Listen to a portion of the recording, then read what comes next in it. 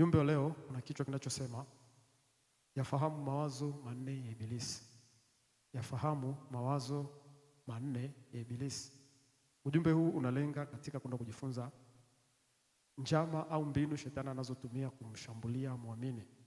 Ni lazima tujue njama ambazo Ibilisi anatumia kumshambulia muamini. Muamini ni mtu yote ambaye ameshampokea Yesu Kristo, ameshaokoka, ameshakubali kubadilisha maisha yake na kufuata Yesu Kristo mkuu uzima. Kwa hivyo leo tutaenda kuangalia mbinu nne au niseme mawazo makuu manne ambayo shetani anayatumia au anayoweka ndani ya mtu kumshambulia yule mtu. Ukiweza kujua haya mawazo na jinsi ya kukabiliana nayo, utaweza kushinda shetani katika kiwango kikubwa sana. Kwa hivyo leo tutaangalia tu mawazo makuu manne. Yako mengi, lakini leo tutaenda kuangalia mawazo makuu manne. Hayo tu kwa siku leo tutaenda kuangalia. Lakini kwanza, awali ya yote, nataka tujifunze au tutafakari au tutafute kuelewa shetani ni nani. Shetani ni nani? Sasa kwa sababu hatuna muda wa kutosha, kwenye kitabu cha Ezekieli Biblia imemtaja shetani, imemwelezea jinsi alivyoanguka kutoka mbinguni na kutupwa chini duniani, na katika kitabu cha Isaya pia hivyo hivyo imeelezwa historia ya shetani, na katika kitabu pia cha Ufunuo sura ile ya 12. Lakini kwa ujumla ni kwamba shetani tafsiri yake au ile jina shetani tafsiri yake ni mchongezi, mchochezi na mshtaki. Tafsiri yake ni mchongezi, mchochezi na mshtaki. Shetani sio jini. Shetani tafsiri yake sio pepo. Pepo ni sifa nyingine ya shetani. Ni sifa nyingine ya shetani. Jini ni sifa nyingine ya shetani, lakini tafsiri ya jina shetani ni mchongezi, mchochezi na mshtaki. Kwa nini anakuwa katika hizo sifa tatu? Naomba nisome kitabu kile cha Ufunuo sura 12 na ule mstari wa 10, alafu nitasoma pia kile kitabu cha Petro wa kwanza sura 5 na ule mstari wa 8. Ufunuo sura 12 ule mstari wa 10. Kupata muda utasoma mwenyewe, lakini nitakusomea tu ule mstari wa 12, sura 12 na mstari labda nianze tu mstari wa 7 ili tuweze kupata picha kamili. Neno la Mungu linasema kulikuwa na vita mbinguni. Mikaeli na malaika zake wakapigana na yule joka. Yule joka naye akapigana nao pamoja na malaika zake. Nao hawakushinda, wala mahali pao hapakuonekana tena mbinguni. Yule joka akatupwa, yule mkubwa nyoka zamani aitwa Ibilisi na Shetani, audanganya ulimwengu wote, akatupwa hata nchi. Na malaika zake wakatupwa pamoja naye. Umeona? Anasema nyoka zamani aitwa Ibilisi na Shetani. Nikasikia mstari wa 10, nikasikia sauti kuu mbinguni ikisema, sasa kumekuwa wokovu na nguvu na ufalme wa Mungu wetu na mamlaka ya Kristo wake, kwa maana ametupwa chini mshtaki wa ndugu zetu, yeye awashtakie mbele za Mungu wetu mchana na usiku. Tuishie hapo. Umeona? Anasema akatupwa kwa sababu, kwa maana ametupwa chini mshtaki wa ndugu zetu, yeye awashtakie mbele za Mungu mchana na usiku. Kwa hiyo shetani ni mshtaki, anatushtaki usiku na mchana mbele za Mungu. Na maana kusoma kitabu cha waraka kwanza wa Petro sura ile ya 5 na mstari wa 8, anasema muwe na kiasi na kukesha, kwa maana mshtaki wenu Ibilisi ni kama simba ngurumaye akitafuta mtu ammeze. Umeona? Kwa hiyo ni kama simba ni nguruma, lakini ni mshtaki. Hivyo anachokifanya shetani ni kuchukua mambo yetu, matendo yetu tunayofanya na kuenda kuyashtaki mbele za Mungu. Kwa hiyo kama unaiba, kama unafanya jambo fulani baya, unavunja sheria za Mungu, amri za Mungu, kile unachokifanya ambacho sio sawa sana maandiko, yeye shetani anakichukua na kwenda kukushtaki mbele za Mungu. Wakati Roho Mtakatifu anatupatanisha, anatuombea, shetani anafanya kazi kinyume na hicho. Yeye anaenda kutushtaki mbele za Mungu. Kwa hiyo tunahitaji kuwa makini mno katika maisha tunayoishi. Kwa kuwa unaweza kuona kama uko salama, kumbe yupo mshtaki ambaye anaangalia maisha yako na kuyasoma na kwenda kuyasema mbele za Mungu. Utauliza kivipi? Shetani alisimama na kwenda kumshtaki Ayubu. Na tabia yake sio kwamba anaenda kushtaki tu kwa mabaya, hata ukitenda mema bado shetani anaenda kusimama mbele za Mungu kukuchonganisha wewe, kukushtaki mbele za Mungu. Yeye ni mchonganishi. Ndio kazi ya shetani, kukuchonganisha na Mungu ili Mungu aidha kuadhibu, Mungu akukatae. Ndio kazi ya shetani, wala sio nyingine. Kwa hiyo ukiwa unafanya mema bado atakushtaki, ukiwa unafanya mazuri bado atakushtaki. Ayubu alikuwa anafanya mema na Bwana alimuuliza, unatoka wapi Shetani? Akasema, natoka huko duniani kuzunguka kuna kule. Bwana akamuuliza, umemwona mtumishi wangu Ayubu? Shetani akaanza kumshtaki pale pale Ayubu. Akasema, huyu anakucha bure, umempa mali, umempa nini, umempa watoto. umempa afya, akaanza kumshtaki mbele za Mungu. Sasa Ayubu labda angekuwa ni mtu mbaya, labda angekuwa ni mtu ambaye ni muizi, nifanye bado angepata mashtaka mengi mabaya, lakini japokuwa alikuwa anafanya mazuri, lakini bado shetani alimshtaki mbele za Mungu. Kwa hiyo ndio kazi ya shetani. Shetani au ibilisi jina lingine, kazi yake ni kutushtaki, kutuchongea, kutukosanisha na Mungu wetu. Sasa nisome kitabu kile cha Ayubu sura ya 2 na mstari wa 3 tuweze kuliona jinsi gani hili jambo limekaa. Kitabu cha Ayubu sura ya 2 na ule mstari wa 3. Haya ni maneno ya Bwana. Naanzia mstari wa kwanza, kitabu cha Ayubu sura ya 2 mstari wa kwanza. Nasema, tena kulikuwa na siku hao wana wa Mungu walipokwenda kujihudhurisha mbele za Bwana. Shetani naye akaenda kati yao ili kujihudhurisha mbele za Bwana. Bwana akamuuliza Shetani, umetoka wapi? Shetani akamjibu Bwana na kusema, natoka katika kuzunguka zunguka duniani na katika kutembea huku na humo. Bwana akamuuliza Shetani, je, umemwangalia huyo mtumishi wangu Ayubu? Kwa kuwa hapana mmoja aliye kama yeye duniani, mtu mkamilifu na mwelekevu, mwenye kumcha Mungu na kuepukana na uovu, naye hata sasa anashikamana na utimilifu wake.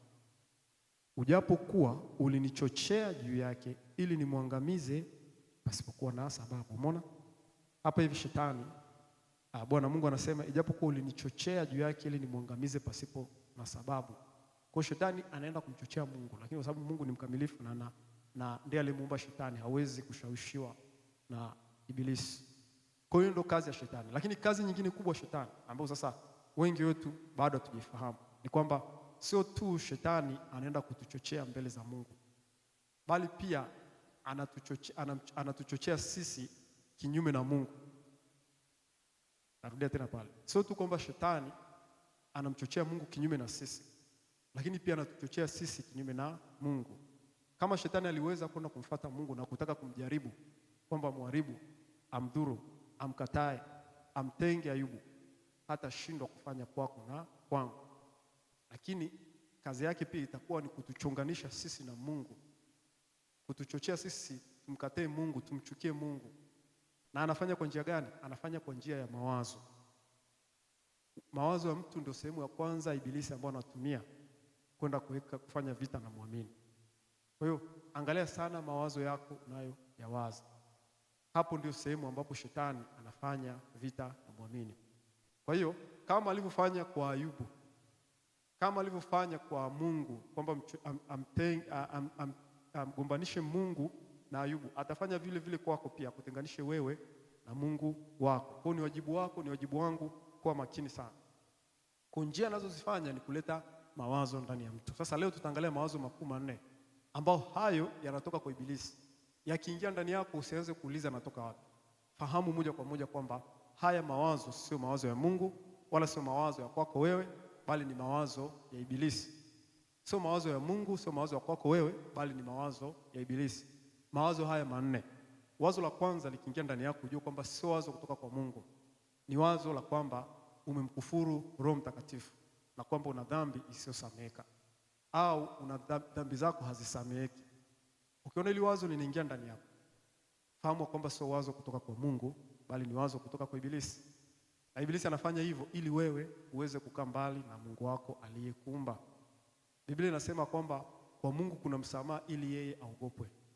Sasa katika kitabu cha Mathayo sura 12 kuna mahali Bwana Yesu alisema kwamba kila neno utakalonena na damu na kila dhambi utakayofanya na damu atasamehewa, lakini kwa kumkufuru Roho Mtakatifu mtu huyo atasamehewa katika ulimwengu wa sasa hata unaokuja. Ni kweli Bwana Yesu alisema maneno hayo.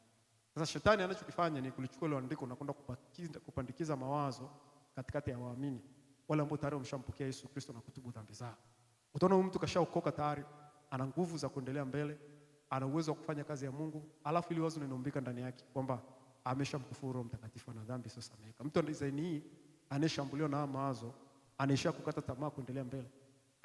Anaisha kukata tamaa kufunga, anaisha kukata tamaa kuendelea kumtumikia Mungu. Alikuwa ameshaanza vizuri, lakini ndani ya moyo wake anasikia kuna sauti inamwambia wewe umemkufuru Roho Mtakatifu, una dhambi isiyosameheka. Ndugu yangu, kama unashambuliwa na mawazo, fahamu kwamba ni mawazo yanayotoka kwa ibilisi. Kwa sababu kamwe Mungu hawezi kumpa mtu yote wazo la design hiyo. Kwa hiyo hilo ni wazo linalotoka kwa ibilisi. Dhambi ya kumkufuru Roho Mtakatifu sio dhambi ambayo inaweza kufanyika kirahisi kama wengi tunavyodhani. Sababu ingekuwa ni hivyo, hakuna mwanadamu yote angepona katika hii dunia. Na mtu ambaye amemkufuru Roho Mtakatifu hana toba ndani yake wala hana kiu ya kumtafuta Mungu ndani yake. wala hafikiri masuala ya kimungu tena, kwa sababu ile neema imeondoka ndani ya maisha yake. Yeye anakuwa taamini tena kama kuna Mungu, wala masuala ya kufikiria Mungu hamuumizi, kwa sababu haamini tena kama kuna Mungu, kwa sababu nguvu ya kuamini kwamba Mungu yupo inatoka kwa Roho Mtakatifu. Hakuna mtu yote anaweza kaamini kwa nguvu zake kwamba Mungu yupo isipokuwa Roho Mtakatifu yupo ndani yake. Kwa sasa Roho Mtakatifu akishaondoka ndani ya huyu mtu hawezi kuamini kama ana Mungu. Kwa huyo ndio mtu ambaye mara nyingi wanakuwa wamemkufuru Roho Mtakatifu, na ni dhambi ambayo hakuna mtu yote unaweza kuhakiki kwamba mtu fulani kaifanya. Hakuna hicho kitu.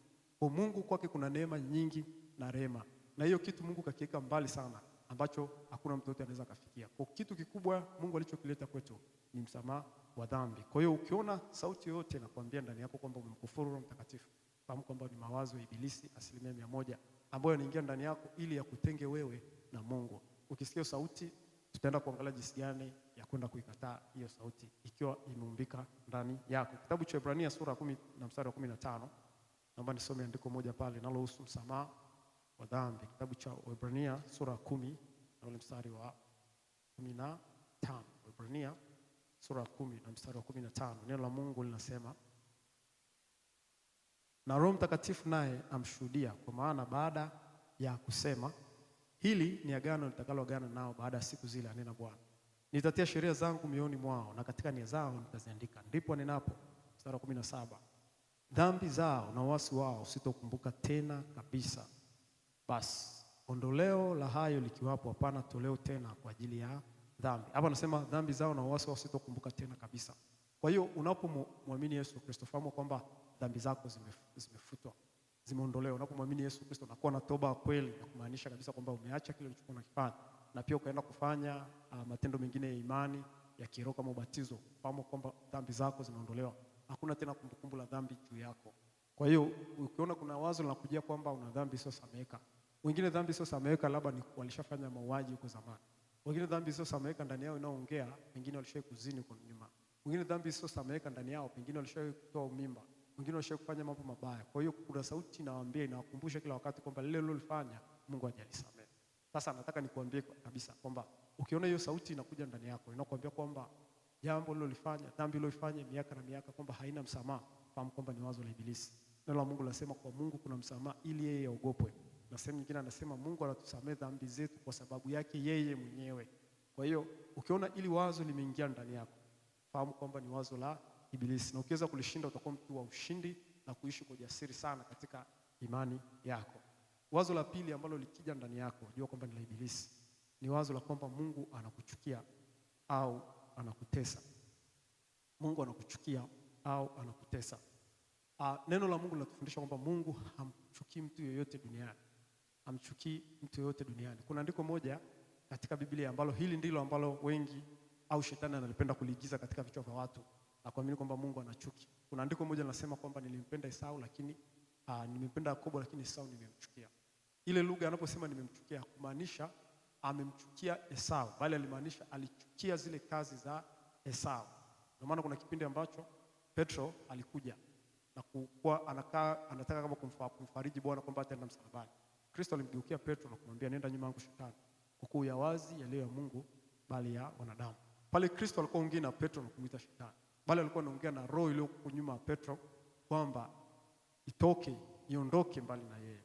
Kwa Kristo akumuita mahali popote Petro Shetani. Hakuna mahali popote Mungu anaweza kumuita mtu wake ni Shetani, isipokuwa kuna roho zinazokuwa ndani ya watu. Wakati mwingine huyu mtu anaweza akachukuliwa na ile roho mpaka ikatamkwa kwa ujumla kwamba naye pia ni ile roho, sehemu ile roho, lakini kiuhalisia sio hilo. Kwa Mungu alipokuwa anasema kwamba nimempenda Yakobo na Esau nimemchukia, alikuwa anazungumza uasi na dhambi ya Esau aliyofanya. Hali kadhalika Mungu anawapenda watu wote, iwe wenye dhambi wasio wenye dhambi, na anawapenda katika kiwango sawa.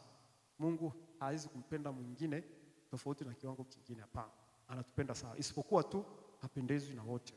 Hapendezwi na wote. Na kitu ambacho kinafanya au kinatufanya sisi Mungu asipendezwe na sisi ni njia zetu, maasi yetu na dhambi tunazozifanya. Kwa mtu akiweza kurekebisha maisha yake atapendwa na Mungu, lakini atampendeza tena Mungu. Lakini mtu ambaye anafanya mabaya ataendelea kupendwa na Mungu, lakini atakuwa hampendezi Mungu, na wala Mungu hapendezwi na yeye. Kwa hiyo ni hivyo hivyo, Mungu hana chuki na mtu yote. Ndio maana kwenye kitabu kile cha Mathayo sura 5 Bwana Yesu alisema Mungu anaanyeshia mvua yake waovu na wema, anaangaza jua lake kwa waovu na wema. na tena anatufundisha na sisi kuwa kama yeye. Kwa kama Mungu anaweza kuangaza ile jua lake kwa ovu na wema, huo tayari ni uthibitisho wa upendo kwamba Mungu anapenda watu wote. Mungu ana upendo na kila mtu, awe ni mwanaume au ni mwanamke, awe ni mlemavu au ni mzima, awe ni mdogo au ni mkubwa, awe ni tajiri au maskini, awe ana elimu au ana elimu, awe na utashi au ana utashi, awe ana udhaifu au ana udhaifu, wote anatupenda sawa, wala hakuna anayemzidi mwingine kwa upendo. Ndivyo Biblia inavyotufundisha. Soma katika ile kitabu cha Yohana sura 13 mstari wa kwanza. Biblia inasema Mungu kupitia Yesu Kristo alitupenda upeo. Alitupenda upeo. Na pia kitabu cha Maombolezo sura ya 3 mstari wa 33, labda nisome pale. Kitabu cha Maombolezo ya Yeremia sura ya 33 ule mstari wa 33. Maombolezo ya Yeremia sura ya 33, sura ya 3 na mstari ule wa 33. Nataka tuangalie pale jinsi gani Mungu anavyosema. Maombolezo sura ya 3 mstari, labda nianze mstari wa 31 alafu nitasoma ule mstari wa 33. Maombolezo sura ya 3 mstari wa 31 hadi 33. Neno la Mungu linasema, kwa kuwa Bwana hata mtupa mtu hata milele, maana ajapomhuzunisha atamrehemu kwa kadiri ya wingi wa huruma zake. Maana moyo wake hapendi kuwatesa wanadamu wala kuwahuzunisha. Umeona? Anasema moyo wake hapendi kuwatesa wanadamu wala kuwahuzunisha. Kuwaseta chini kwa miguu wafungwa wote wa dunia, kuipotosha hukumu ya mtu mbele zake aliye juu, na kumnyima mtu haki yake. Hayo Bwana hayaridhii kabisa. Hayo Bwana hayaridhii kabisa. Kumnyima mtu haki yake Bwana hayaridhii kabisa. Wala Mungu hapendi kumtesa mwanadamu. Moyo wake hawezi kufanya hivyo. Kwa Mungu hana mateso kwa mtu. Anaweza karuhusu mateso, lakini sio mateso ya kumkasirikia mtu, bali mateso ya kumfanya mtu atubu. Anaweza karuhusu jambo kama hilo. Ni sawa tu na yule mwana mpotevu. Mwana mpotevu alienda kuomba urithi kwa baba yake. Alienda kuomba urithi kwa baba yake. Baba yake hakumzuia, aliruhusu aende, lakini kule alipokwenda alienda kukutana na changamoto nyingi sana za maisha, zikamfanya arudi kwa baba yake. Na hivyo hivyo Mungu wakati mwingine anaweza karuhusu twende mahali, lakini moyo wake unaugua, moyo wake unalia, unasema mwanangu lini atarudi? Sasa ukiwa katika ile hali ya mateso, katika makosa, katikati ya dhambi, katikati ya makosa, wengi wanaweza kutafsiri kwamba ni Mungu ndio anawatesa. Si kweli. Ni shetani ndio anawatesa, lakini shetani karuhusiwa na Mungu kwa sababu ya sisi wenyewe kufungua milango. Hivyo tunaporudi, Bwana anatutoa katika mateso ya ibilisi, anatutoa katika vifungo na shida na maumivu yake, na kuturudisha katika furaha na upendo. Kwa Mungu kamwe hamtesi mtu. Haijalishi ulishafanya kosa kubwa kiasi gani, Mungu hawezi kukutesa katika hilo. Maadamu umetubu. Kwa hilo ni jambo la msingi sana la kuzingatia. Ukiona sauti inakwambia Mungu anakuchukia, jua ni sauti ile ya kukuchonganisha wewe na Mungu. Kama Ayubu kama shetani alivyoenda kupeleka ile wazo kwa Mungu ili amchonganishe Mungu na Ayubu. Kwa ni hivyo shetani anakuja kwako sasa, anakuambia kwamba Mungu anakuchukia, Mungu hakupendi, Mungu hakuhitaji, Mungu wewe sio sehemu yake, Mungu ana watu wengine, wewe sio sehemu ya Mungu. Kisha ile wazo limekuja ndani yako, fahamu kwamba ni wazo la ibilisi 100%. Wazo la tatu ambalo likija ndani yako la ibilisi ni wazo la kwamba Mungu hasikii maombi yako. Mungu hasikii maombi yako na kwamba hawezi kukujibu. Mungu ni kweli hasikii maombi ya wapenda dhambi, lakini haimaanishi kwamba hasikii. Yanafika, lakini hawezi kurudisha majibu kwa mwenye dhambi. Na sababu ya kufanya hivyo ni nini? Si kwa sababu ana kinyongo au ana chuki au ana hasira nyingi, hapana. Mungu wetu ni zaidi ya mwanadamu yoyote mwenye hekima. Kama kuna wanadamu ambao wana hekima wanaweza kupambanua jambo na kuelewa kwamba huyu mtu kafanya kosa hili na jinsi gani kumrejesha, Mungu kawazidi wana hekima wote, wana filosofia, wana falsafa, wana zoni wote kawazidi. Kwa hiyo ana uwezo wa kumuelewa mtu na kujua kwa nini kwenye dhambi na kumtengeneza. Kwa hivyo basi Mungu anasikia maombi ya watu wote, ila hajibu maombi, au niseme Mungu maombi ya watu wote yanamfikia, lakini hawezi kujibu maombi ya watu wote kama wale watu wanavyotaka. Ziko sababu chache ambazo zinasababisha Mungu asiweze kujibu maombi ya mtu. Kwa mfano, mtu anapoomba maombi nje na mapenzi ya Mungu, Mungu hawezi kujibu maombi nje na mapenzi yake. Wewe ukiwa na mtoto alafu mtoto anakuomba gari, ana umri wa miaka 5 au 10, hajafikia umri wa kuweza kusoma na kuandika, anataka vitu vikubwa, huwezi kumpa. Bali matokeo yake utakachokifanya utamwandaa kwanza ili baadaye umpe. Na Mungu ni hivyo hivyo. Tunaweza kuwa tunamuomba vitu lakini hawezi kutupa wakati ule tunaotaka, bali anatuandaa mpaka ufike wakati ndipo atupe vile vitu. Hiyo ni kuomba nje na mapenzi yake.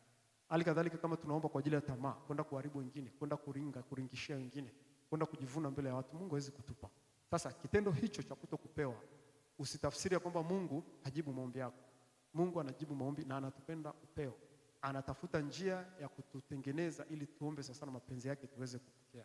Unapopitia hatua na unapoomba kitu, alafu unashangaa kile kitu, mbona kama vile ukipati, mbona kama vile akiji kwako, usianze kulalamika na kusema kwamba Mungu amekuchukia, akujibu. Anao watu ambao wanajibu tu, si kweli. Mungu anajibu watu wote, isipokuwa kuna vipindi na nyakati na majira. Kama umeomba jambo ambalo unastahili kupewa wakati huo, utapewa. Kama umeomba jambo ambalo unastahili kwanza kutengenezwa ndipo upewe, utatengenezwa kwanza ndipo ukapewe.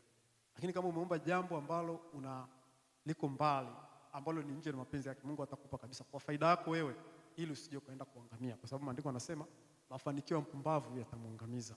Na Mungu hawezi kama kumpa mtu mafanikio mpumbavu, ili kwa sababu anampenda yule mtu hataki apotee. Kwa hivyo ni jambo la msingi sana, la msingi sana. Kitabu cha Yohana sura 11 na ule mstari wa 41, nimalizia hapo afu niende pointi ya mwisho. Kitabu cha Yohana sura 11 na ule mstari wa 41. Yohana 11 mstari wa 41. Neno la Mungu linasema, hichi ni kipindi ambacho Yesu anaenda kumfufua Lazaro. Basi wakaliondoa lile jiwe. Yesu akainua macho yake juu akasema, Baba, nakushukuru kwa kuwa umenisikia, nami nalijua kuwa wewe wanisikia siku zote. Lakini kwa ajili ya mkutano huu wanaohudhuria, nalisema ili wapate kusadiki kwamba wewe ndiye uliyenituma. Naye akisha kusema hayo, akalia kwa sauti kuu, Lazaro, njoo huku nje. Akatoka yule aliyekufa, amefungwa sanda miguuni na mikononi, na uso wake umefungwa leso. Umeona? Yesu anasema kwamba Baba, nakushukuru kwa kuwa unanisikia na najua kila siku unanisikia. Kwa Kristo hakuwa na mashaka ya yeye kusikia na Mungu. Na pia unapoomba au tunapoingia katika maombi, ni muhimu kujua jambo moja, kanuni moja rahisi ya kupokea. Tunapoenda kuomba kwa Mungu, cha kwanza tunatakiwa tuamini. Ndio maana Bwana Yesu akasema, lolote tunaloenda kuliomba tuamini kwamba tumelipokea na lenyewe litakuwa la kwetu. Usipoweza kuamini kwamba kile ulichokiomba kimefika kwa Mungu, huwezi kupokea. Mtu asiyekuwa na imani ni kama wimbi linalochukuliwa na upepo. Na Biblia inasema katika kitabu cha Yakobo kwamba mtu namna hii asitazamie kupata chochote kutoka kwa Mungu. Hivyo basi ni lazima tuwe na imani. Nenda mbele za Mungu ukiwa na imani thabiti kwamba hichi ninachokiomba naamini kabisa Mungu anaenda kunipa. Naamini kabisa kwamba hichi ni cha kwangu. Naamini kwamba Mungu kashanisikia. Unahitaji kupiga kelele watu wote wasikie. Omba tu kwa imani. Neno fupi tu utakaloliomba, lakini umelitoa kwa kuamini. Na kwamba utakapomaliza maombi unaamini hichi nilichokiomba kimenifikia Bwana na Bwana amesikia atakijibu. Hicho utakipokea. Hicho utakipata. Kama ni cha muda mrefu, Mungu atakupa ufunuo kukwambia kwamba mwanangu, hichi ulichokiomba nitakupa wakati fulani au bado majira yake. Lakini kama ni majira yake utaona tu kitakuja. Lakini swala ni kuamini. Lakini unapoenda kuomba lakini ndani ya moyo wako hauna imani, unasema sijui kama Mungu amenisikia, sijui kama Mungu atakuwa amenielewa, au sijui kama Mungu anikumbuka ile dhambi yangu niliyofanya juzi. Mungu anakumbuka ile kosa nililotenda juzi. Mungu hawezi kunisikia. Mungu kwanza mimi nimemkasirisha. Tayari jua kwamba wewe umeshachunganishwa na Mungu wako. Kukataa huo uchunganishi shetani aliyoweka ndani yako. Sema mimi nakikaribia kiti cha neema, cha rehema kwa ujasiri kama maandiko yanavyosema. Na pale unapoenda kwa ujasiri na kwa imani, pasipo kujiangalia kasoro zako, pasipo kujiangalia makosa yako, pasipo kujipima mno, pasipo kujiangalia level yako ya ufahamu na maarifa katika kumjua Mungu. Ukienda kwa imani, fahamu kwamba Mungu anapendezwa na watu wa imani. Ndicho kilichomtokea yule jemedari ambaye alikuwa na mtumwa wake aliumwa. Alifika pale na kumwambia Bwana, wewe una haja kuja katika nyumba yangu. Sema neno tu na mtumwa wangu kule atapona. Kristo akasema katika Israeli sijaona imani kubwa kama namna hii. Yule mtumwa wake akapona saa ile. Yule mtu akaanza kufika pale na kuanza kusema nina shida hii. Na kuanza kusema Bwana nimekosea. Ni sahihi kwenda kuomba rehema na toba kwanza mbele za Mungu. Lakini isiyo ikazidi sana kiasi cha kwamba ukakosa ujasiri wa kwenda kumwomba Mungu. Kwa sababu ukikosa ujasiri pia ujasiri unavunja imani. Ujasiri unaenda na imani. Unaanza ujasiri inafuata imani. Kwa hiyo ujasiri unaenda na imani. Ukikosa imani huwezi kuwa na ujasiri pia. Kwa hiyo ni lazima hivi vitu uvitengeneze. Uwe na ujasiri mbele za Mungu na uwe na imani. Ukishakosa ujasiri imani yako inakatika. Ndicho pia kilichomtokea Petro. Alikuwa na imani, alianza na ujasiri na imani, akatoka katika kile chombo kumfuata Bwana juu ya maji. Akapiga hatua ya kwanza, akapiga hatua ya pili. Alipopiga hatua ya tatu, alipoona upepo unakuja ujasiri ukapotea, imani ikakosa nguvu, akaanza kuzama. Halikadhalika pia na wewe unapoelekea kwenda katika baraka zako na kupokea kile kitu ambacho Mungu amekupa, hakikisha unaanza na ujasiri. Ujasiri wako unakupa hatua ya kwanza na ya pili. Usipoteze ujasiri wako sababu imani yako inategemea ujasiri ulioko ndani yako. Kwa wazo linalokuja kwamba Mungu asikie maombi yako ni wazo la ibilisi. Jambo la mwisho la 4, yako mengi lakini leo tunaishia ile. Ni kwamba ukisikia wazo au sikia sauti inakwambia ndani yako kwamba wewe huwezi kumpendeza Mungu. Wewe huwezi kuwa mkamilifu. Wewe huwezi kuwa mtakatifu. Wewe huwezi kwenda kumuona Mungu. Wewe una kasoro. Watu ambao wanampendeza Mungu ni manabii tu fulani. Watu wanaompendeza Mungu ni watumishi tu fulani. Watu wanaweza kufanya kazi ya Mungu ni watu fulani tu walioitwa. Watu wanaompendeza Mungu ni mitume fulani tu kwenye Biblia. Nataka nikwambie hilo jambo si kweli, ni wazo la Ibilisi. Ibilisi anataka kufanya uwe duni. Anataka kuonyesha kwamba wewe ulikosewa kuumbwa na Mungu. Nataka nikwambie, maadamu unapumua, fahamu kwamba hujakosewa. Maadamu unaishi, fahamu kwamba hujakosewa. Usianze kujipima level yako na mtu mwingine.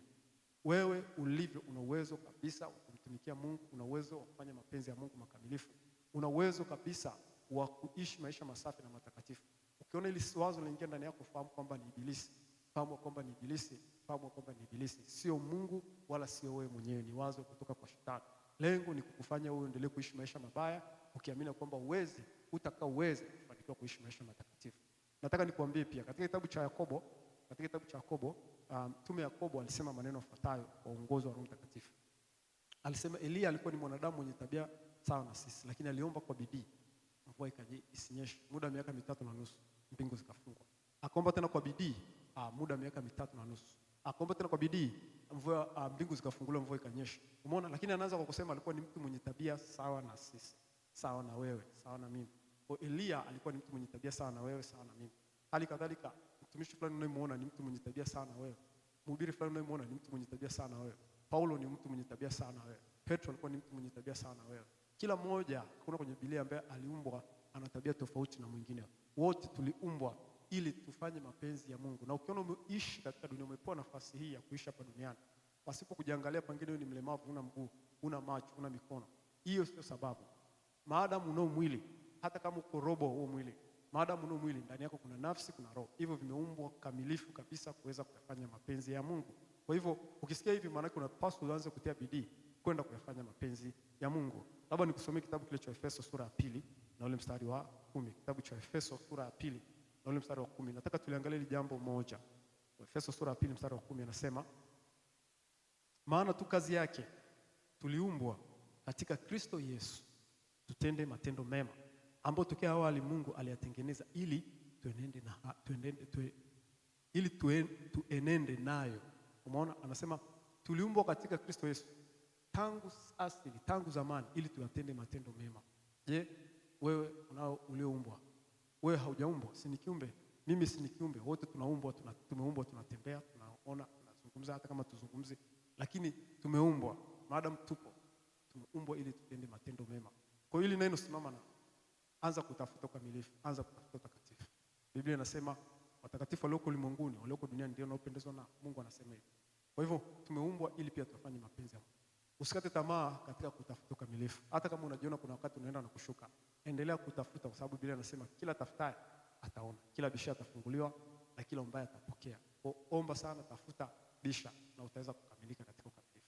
Ukiweza kuyakataa mawazo 5, 4, 5 ndani yako, utakuwa mtu ujasiri na kuweza kuendelea mbele. Sasa tunaenda kumalizia jinsi ya kushinda haya mawazo.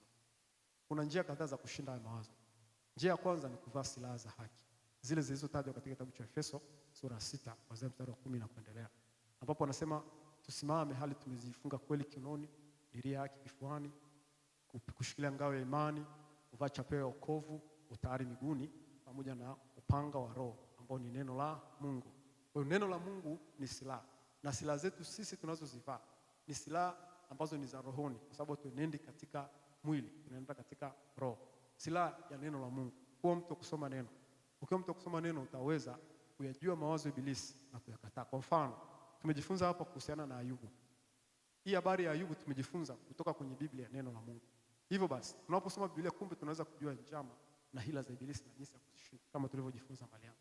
Hivyo basi, ufunguo wa kuweza kuyakataa mawazo ya Ibilisi na kuyashinda ni sisi kukaa sana, kudumu katika kujifunza Biblia, kujifunza neno la Mungu. Biblia yenye vitabu 66. Tujifunze katika zile habari zilizoandikwa kule, sio kuzisoma tu kama hadithi, sio kuzisoma tu kama taarifa fulani, sio kuzisoma tu kama taarifa fulani, bali kujifunza katika ufunuo wa Roho Mtakatifu.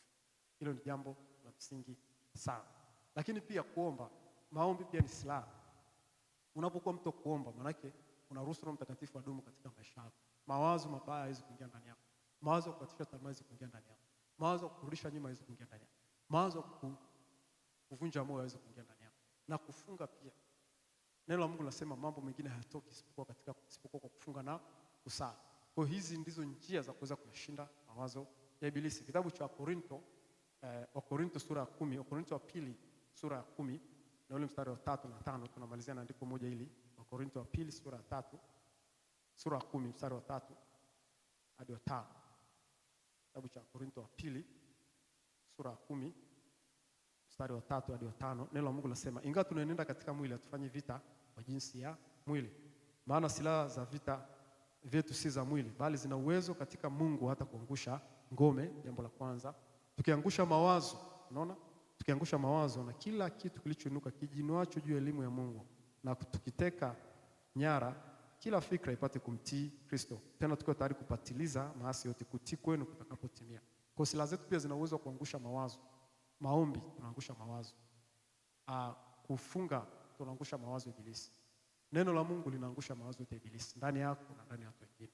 Kwa hizo ndizo njia za kuweza kuangusha mawazo ya ibilisi. Basi tutaenda kumuomba Bwana. Baada ya kumuomba Bwana tutaenda katika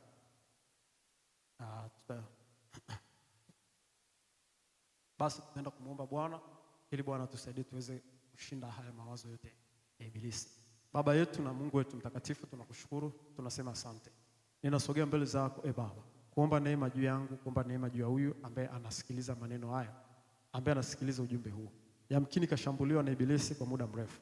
Baba, naomba hayo mawazo yaliyoingia ndani yake ya kwamba amemkufuru Roho Mtakatifu, hayo mawazo yaliyoingia ndani yake ya kwamba ana dhambi isiyosameheka, hayo mawazo yaliyoingia ndani yake ya kwamba ana dhambi ambazo zimekaa, naomba leo hii hayo mawazo yakafutike kwa jina la Yesu. Tunaangusha chini hayo mawazo ya ibilisi ndani ya moyo baba huyu, ndani ya moyo wa mama huyu, ndani ya moyo wa mtoto huyu, ndani ya moyo wa mtumishi huyu. Hayo mawazo yaliyomkatisha tamaa ya kwamba hawezi tena kuendelea mbele kwa sababu kuna kikwazo cha dhambi ndani yake, kuna kikwazo cha dhambi maishani mwake. Baba, yamkini amekuomba rehema lakini ajui kama umeshamsamehe.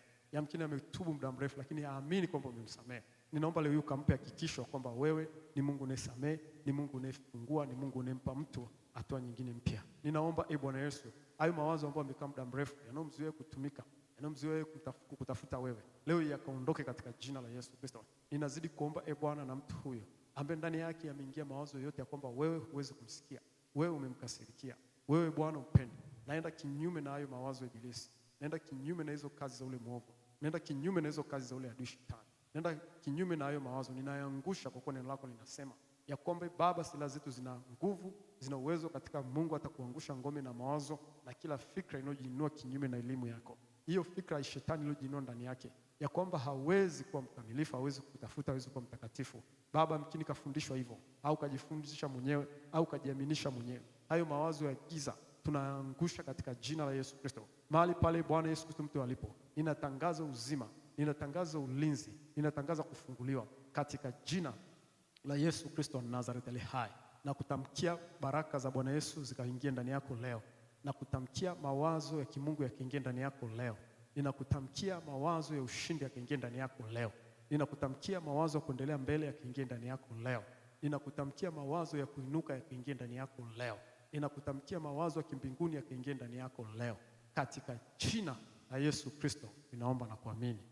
Amen.